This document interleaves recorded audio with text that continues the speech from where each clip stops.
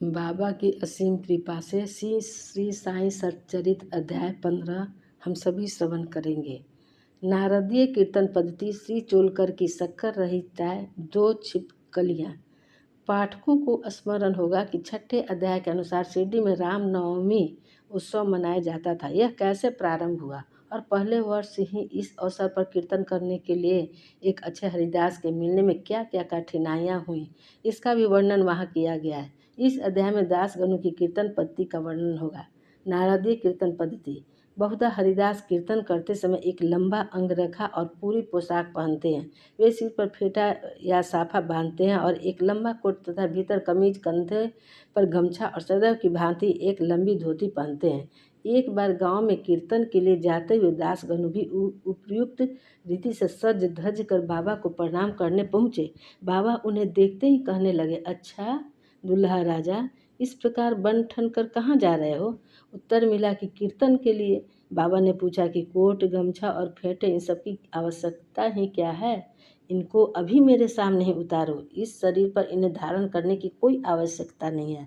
दासगणों ने इस वस्त्रों को कभी नहीं पहना। वे सदैव कमर से ऊपर अंग खुले रखकर हाथ में करताल और गले में हार पहनकर ही कीर्तन करते थे। यह पद्धति यद्यपि हरिदासों द्वारा अपनाई गई पद्धति के अनुरूप नहीं है, परंतु फिर भी शुद्ध तथा पवित्र है। कीर्तन पद्धति के जन्मदाता नारद मुनि कटी से ऊपर सिर तक कोई वस्त्र धारण नहीं करते थे। वे एक हाथ में बीना लेकर हरि कीर्तन करते हुए त्रिलोक में घूमते थे। श्री चोलकर की शक्कर रहित चाय। बाबा की कीर्ति पूना और अहमदनगर जिलों में फैल चुकी थी, परंतु श्री नाना साहब चंदोरकर के व्यक्तिगत वार्तालाप तथा दासगणों के मधुर कीर्तन द्वारा बाबा की कीर्ति कोंकण, बम्बई प्रांत में भी फैल गई। इसका श्रेय केवल श्री दासगणों को ही है। उन्होंने अपने सुंदर प्राकृतिक कीर्तन से बाबा को घर घर पहुँचा दिया।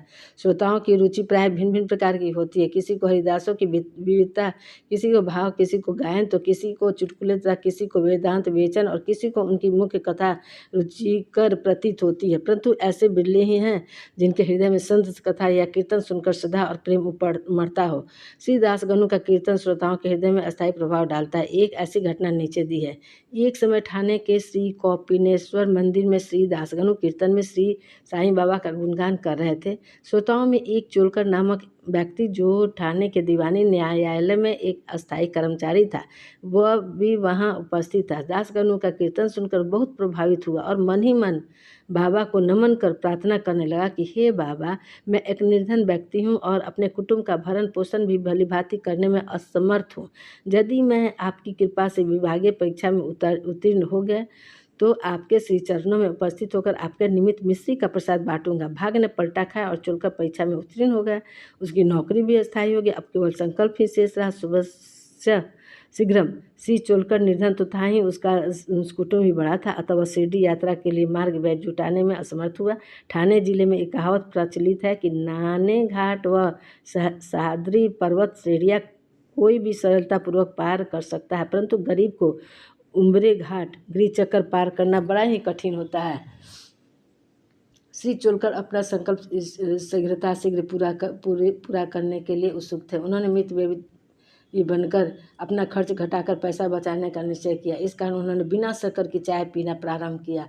इस तरह कुछ द्रव्य एकत्रित कर वह शिरडी पहुंचा। उन्होंने बाबा का दर्शन कर उनके चरणों पर गिरकर नारियल भेंट किया तथा अपने संकल्पानुसार श्रद्धा से मिश्री वितरित की और बाबा से बोला कि आपके दर्शन से मेरे हृदय को अत्यंत प्रसन्नता हुई है।